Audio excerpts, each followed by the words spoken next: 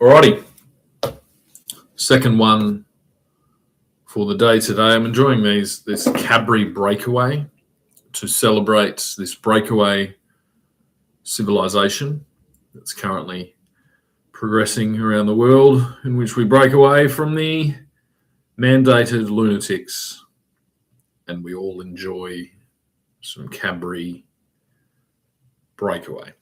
Just quietly as well, they have Cadbury dairy milk ice creams. They're the best ice creams I've ever had. It's pretty simple. It's just chocolate and dairy milk, Cadbury dairy milk chocolate and ice cream, but it's amazing. I have to stop myself from having too many, otherwise I can't fit into my current girlfriend's clothes. I can't fit into them anyway, but yeah, especially can't if I have too many Cadburys. So enjoy responsibly. And I made my tea too hot, and I'm oversharing.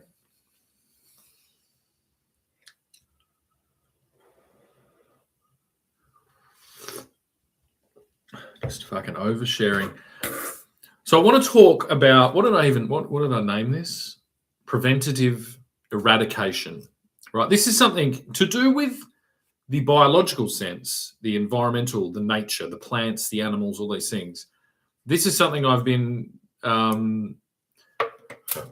opposing for a long time, because it's like a form of environmental Nazism, in which people identify what is native, what isn't native, what is invasive, what is noxious, a terrible word that's used to identify plants that it used to be that they weren't productive in agriculture, so they competed with the agricultural products.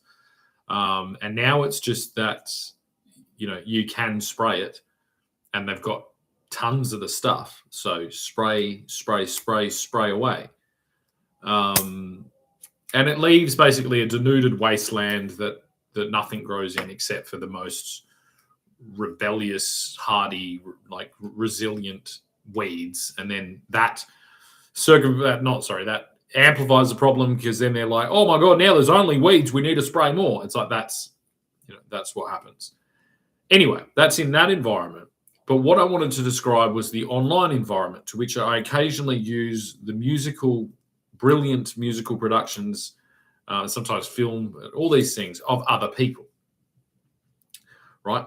Now, just for legal reasons, I'm going to now claim that basically, after my intense research and findings, I would say that approximately 90% of the audiovisual content, this includes music and music videos and movies and films and television shows, the whole kit and caboodle, basically, even documentaries, is basically a selective type of propaganda.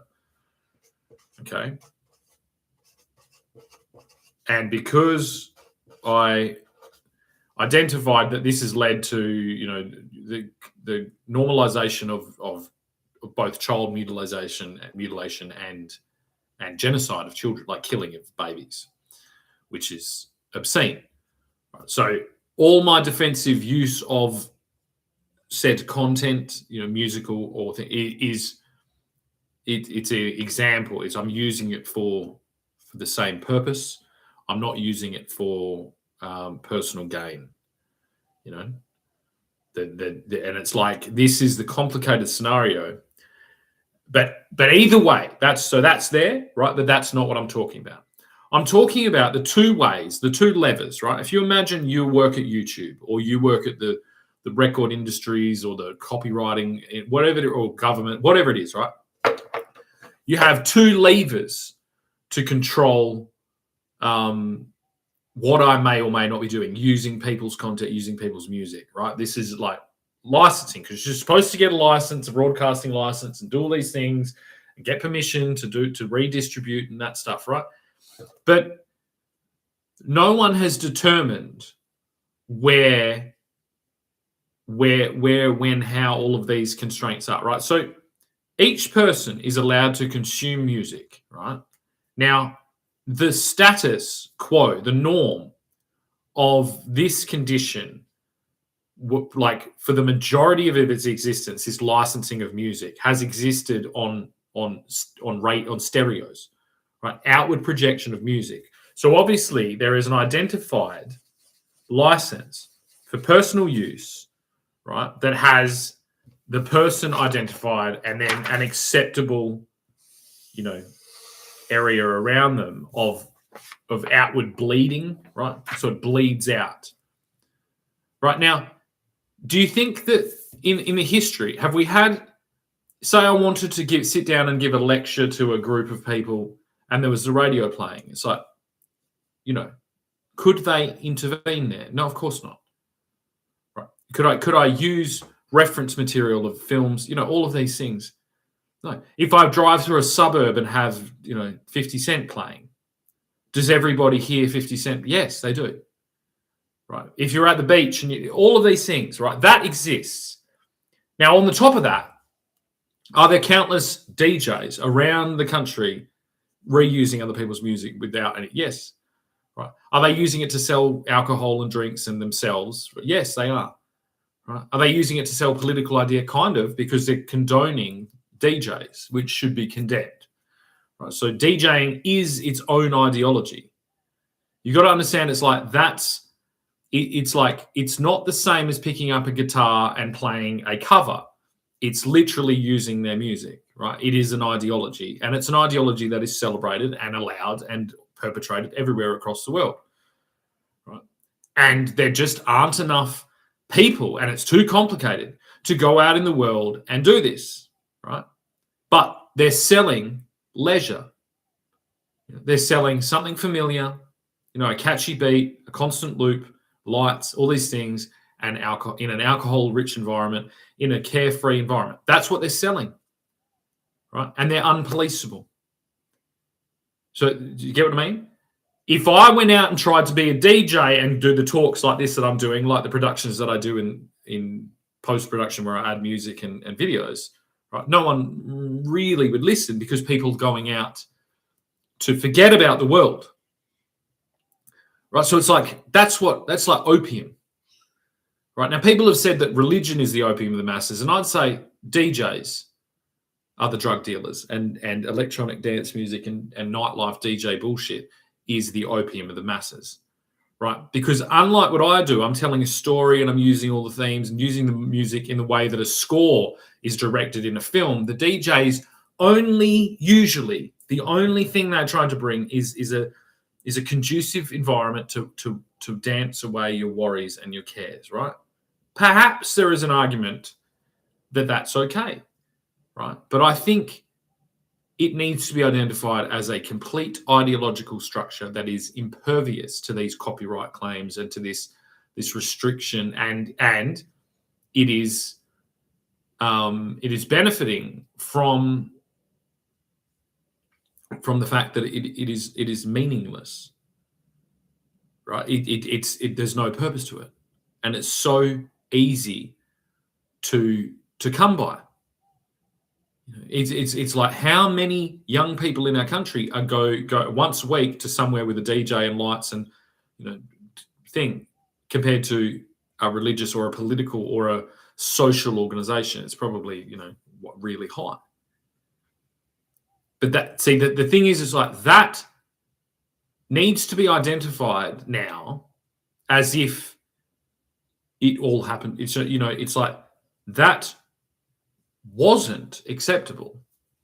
It was incrementally built, right? But what did it steal? It's like this is the concept of piracy is that basically when you distribute music outside of the confined distribution and the marketplace distribution of the provider, then you are stealing the product and reusing it, and then you lower their thing. Right, but so yes, it's piracy on both counts, but what else have they stolen? What else has been downgraded? See, it's like closed thinking. It's like, oh, they keep playing Michael Jackson or the Bee Gees, and the Michael Jackson and the Bee Gees aren't getting their money, and they're playing it at the DJ and the thing. It's like, all right, okay. What about every other social thing, social group and social phenomenon that existed that is drowned out culturally by this phenomenon? by the elevation of this phenomenon to the top of society for no reason. Absolutely no fucking reason. It's completely antisocial socialization. Held in and just regulated. It's the same like antisocial socialization. Like there would be a similar phenomenon. Like if I started handing out, I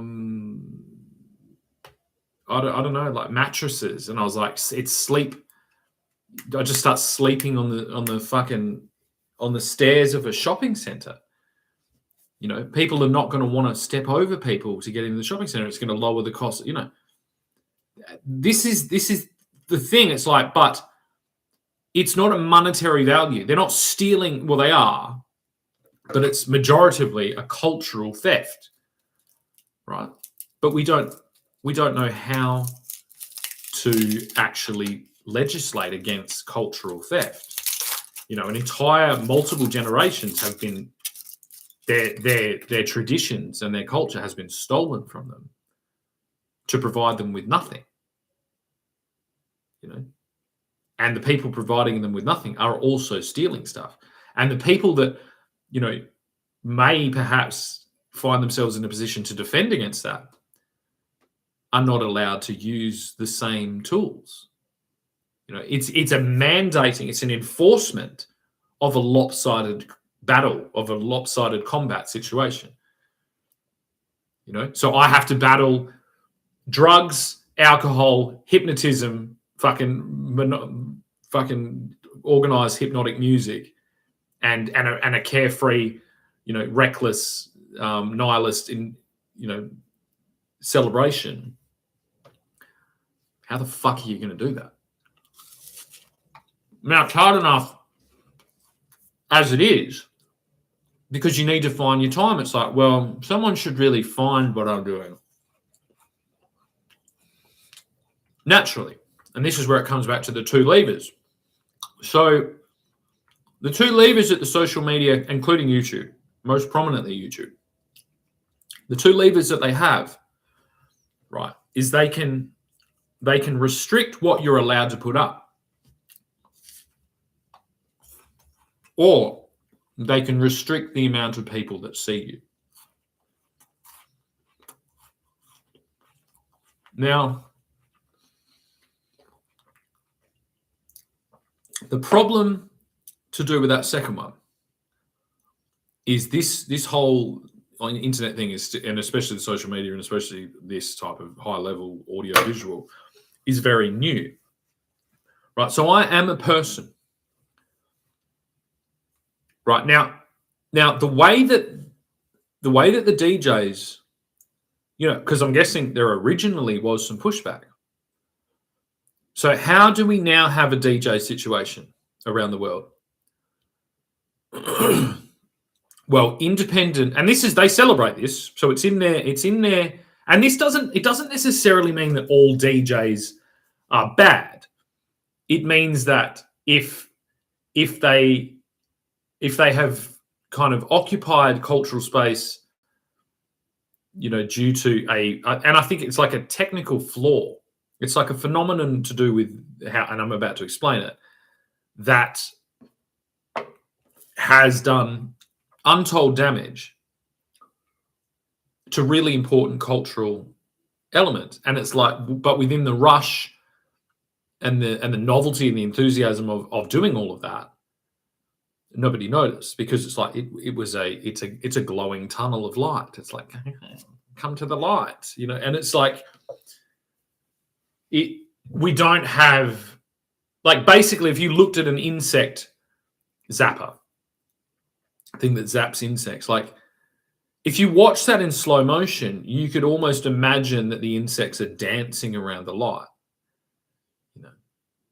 and they don't, like, one gets in there and gets zapped. It's like they don't all disappear, because as long as there is enough of them still dancing around the light, they don't notice the one that disappears. Well, so that's happening. And that's already, like, most people know that people are dying because of nightlife and drug, and now fentanyl's even worse, all of these things. You know, they're losing money, their families, their livelihood, whatever. That we know that. That's the bug zapper. Now, what a lot of people don't know is that the bug zapper is forcing, on the opposite side, it's actually preventatively eradicating any chance of competition, because we're structurally held in this current fucking paradigm, right? So the DJ phenomenon was you could go and buy the machine, right? You didn't need to learn to play music. You didn't need to get a band together, which is annoying. You didn't need to learn songs. You had this thing.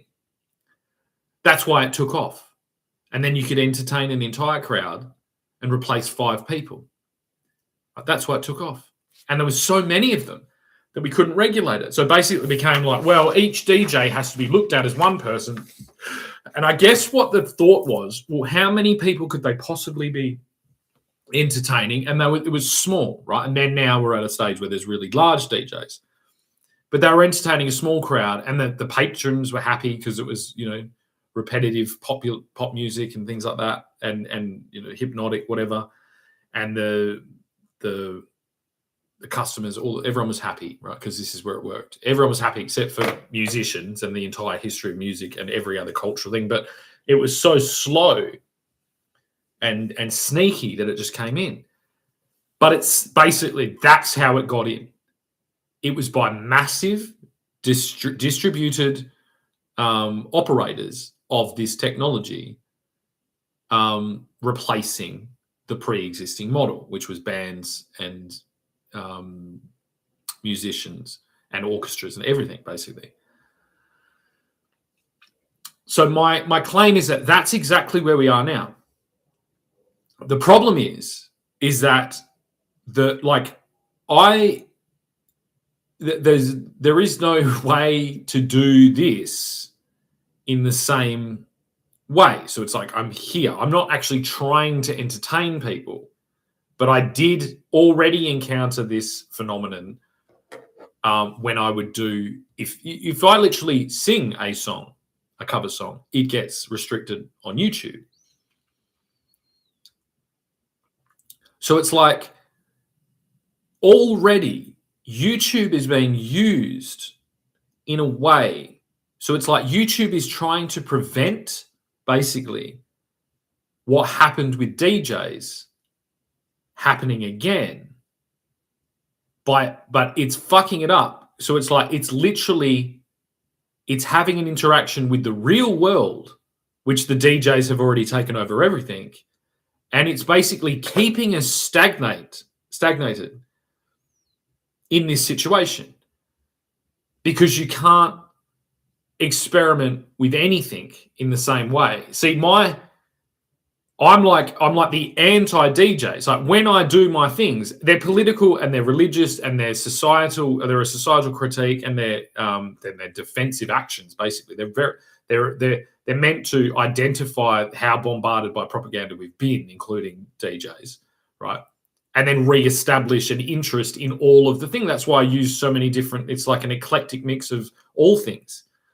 It's supposed to reignite the spark of all the other things. We're bands, of films, of everything, right? Which would create an abundant landscape of endless opportunity, you know. And it really should be not in YouTube or the record label's interests to be attempting to micromanage down in the sand pit, you know. That's the thing. It's like the people on YouTube, an entire generation of disruptive, creative people has been retarded and basically imprisoned inside of these copyright claims and these back end shadow bans,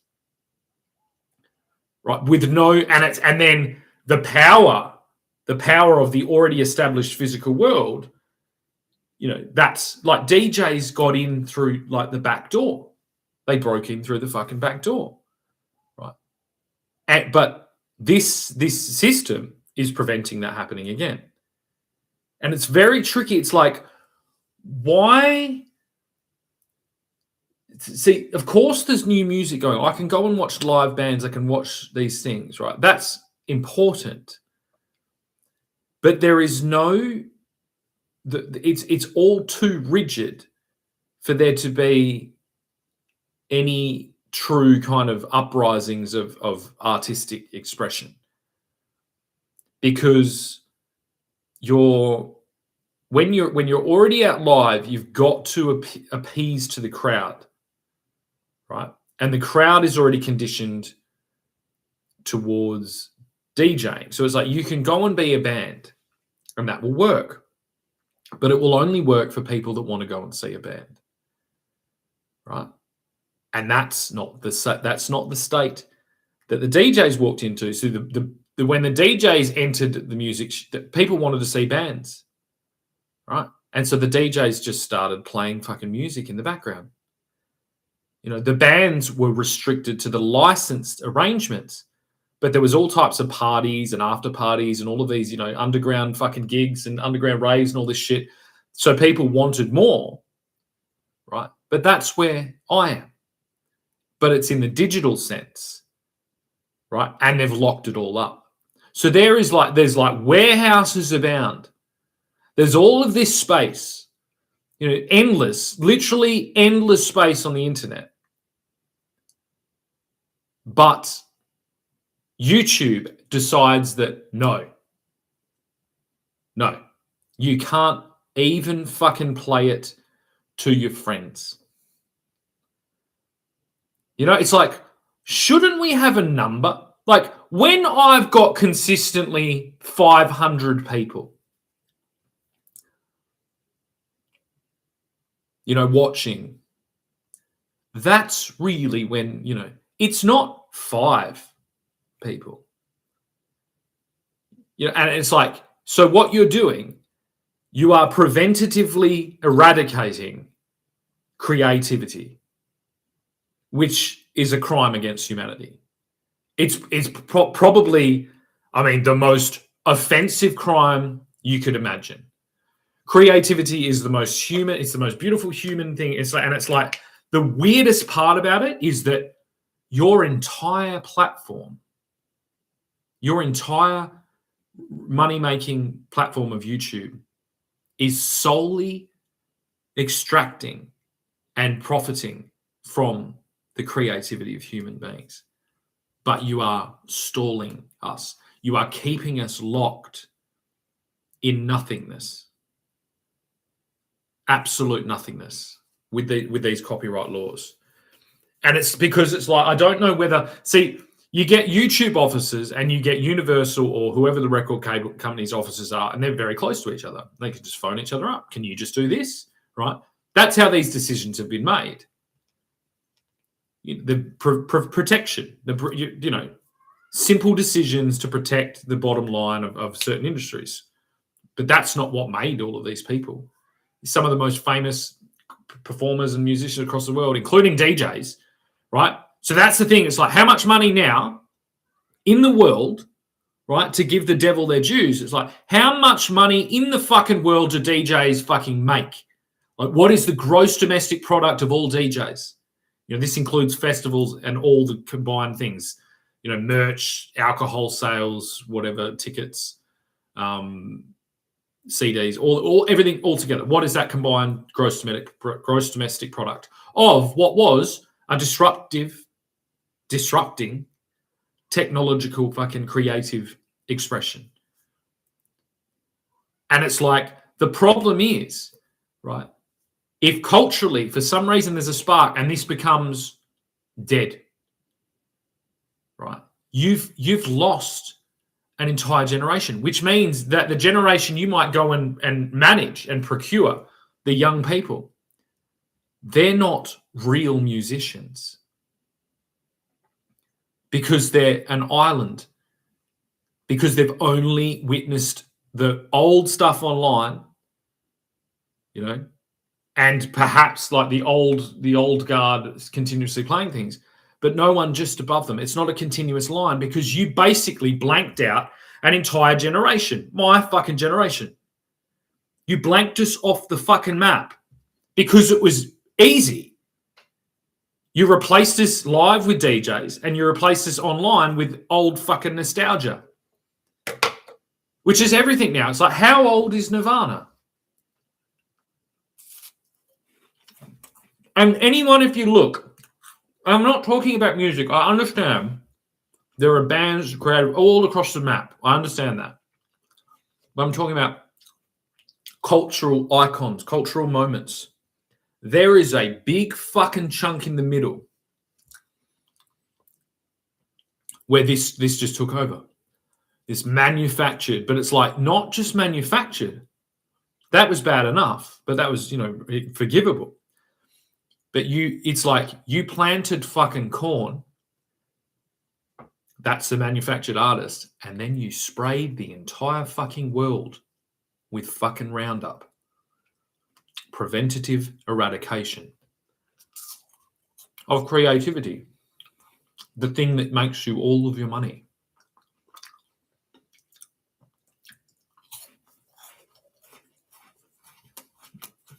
Think of even like, what do we use? Oh, if I put together, say I had 6 children and I put together a band of my 6 children and dressed them all up in like overalls and made them sing on a haystack. That's called corny, isn't it? Why is it called corny? Right, because people, I'm guessing the etymology, I think that's the word, of the word corny is that people that were poor or couldn't, they would fill everything with corn. I think it's like a filler because it takes, it's corny. It's good, but it's corny. Means that it's filled with corn. Like a lot of high fructose corn syrup, that's filled it with corn. Well, all around you, all around America, corn. There's even a band, one of the most popular bands when I was in high school called Korn. So you know what you're doing.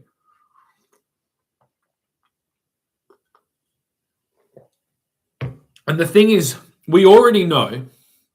So if you take Kurt Cobain, what were his social things? He was against, violence onto women, against like rape culture, against materialism, all these things. Like that was a cultural moment. Whether it was manufactured or not, I don't really give a shit. Maybe it wasn't, or maybe it was the music industry manufactured a cultural moment that was in opposition to all of the other industries. But now all of the other industries are just lockstep because YouTube covers too much ground. And it's kind of like the answer is really simple. It's like, why isn't there a platform for just music? A video platform that's just music. And it basically says, fuck you. Fuck your fucking cornfields. Fuck your aerial spraying. Fuck your Roundup preventative eradication. You know what I mean?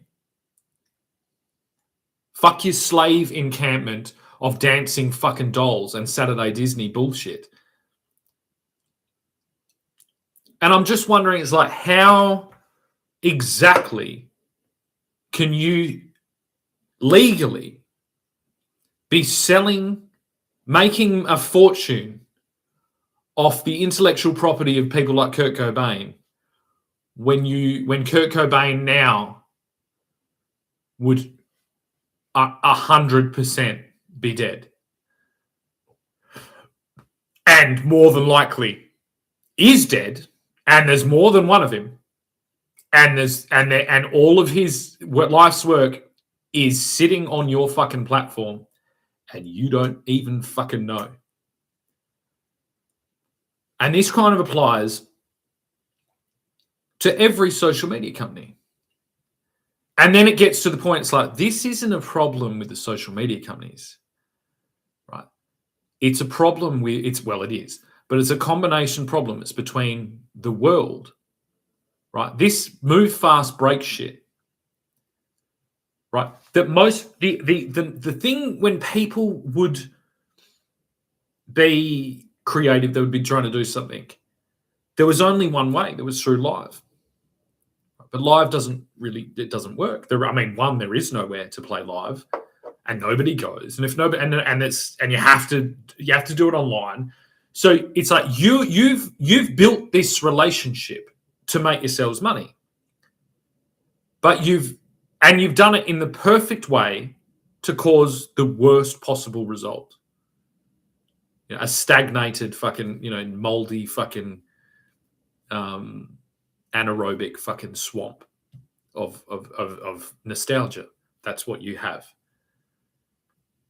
And in that, if you search for it, you can find absolute precious gold and minerals and emeralds and jewels, but it's buried in shit. Right? So it's like you've captured all of this cultural territory and you're irresponsibly siloing it. And like, where is this? I've heard of this was happening in the record industries, but no one could see it, It's all now evidence. That's evidence. Like globally, held in publicly, and we have every supercomputer on Earth armed and pointed at all of your databases. Right, so we can see if you try and change this, if you try and scrub the history of the internet, right? And it's time for everyone at Google and everyone at YouTube, take hands off the fucking keyboard, right? Put them up like this, put them behind your fucking head, right? And walk out and go and fucking turn yourself into the local authorities because you're all under arrest. It's like, time to snap out of it now. You built a fucking giant operant conditioning fucking chamber filled with millions and millions of people, and you dangle the carrot of fucking fortune and fame in front of them every fucking day. And this is not the same, right? Because you've mechanized and automated and systematized and, AI'd an A and R representative. That's what your marketing is. And they were bad enough when they were actually people. Now there is no person. You're selling fucking magic beans, right? And there's fucking jacks dead all over the place. That's what you've done. You're a global, basically, weapon of mass destruction. You're a global, hideous fucking display of greed,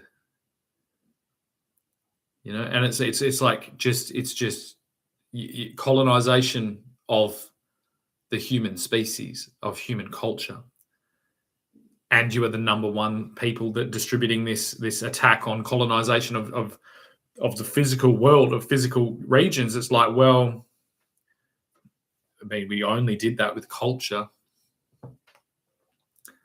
And you're stealing, you're just vacuuming that up.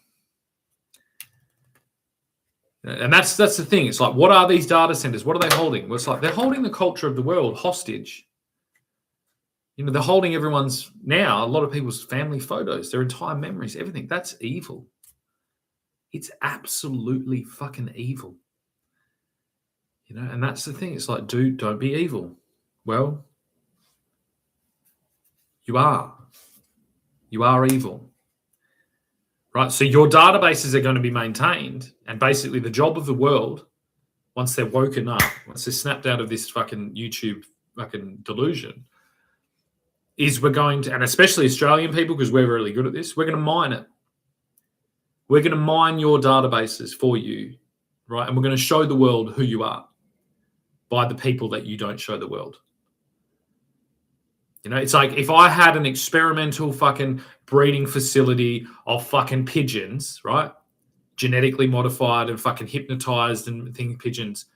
Imagine how many animal rights people would storm in my doors and film it and fucking display it to the world. But where would they display it? On YouTube. Oh, isn't that ironic? And now this is where I play that Alanis Morissette song, but then I'd get flagged for copyright. It's a magic trick. But you bit off more than you can chew. So every single place in the world is now watching you. Yeah? We're going to watch. Just like Enron.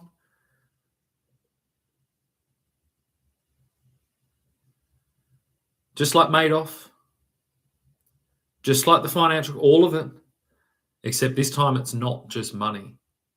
It's our very humanity has been greedily fucking vacuumed up by the most evil company ever.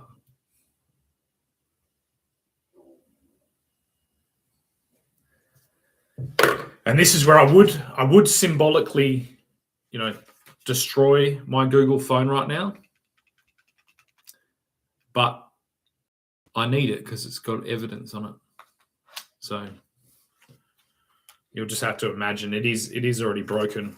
And the funniest thing is, the break. I didn't break this phone. I didn't do that.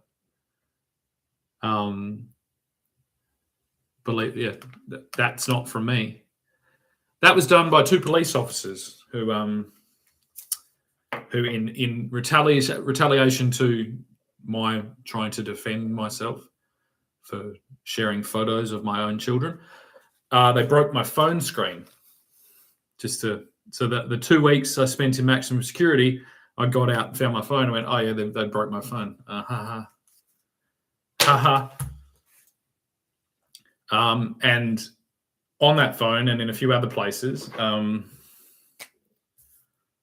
have the recorded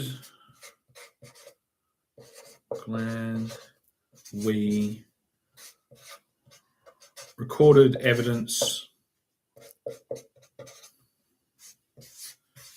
of those 2 West Australian police officers. And that's basically what they said. Oh, I'm sure glad we ruined his day. And that's what you've cultivated. You've cultivated 2 childless police officers smashing a man's phone because he was trying to represent his right to speak about his own children. Whoa. Like I said, the most evil company ever.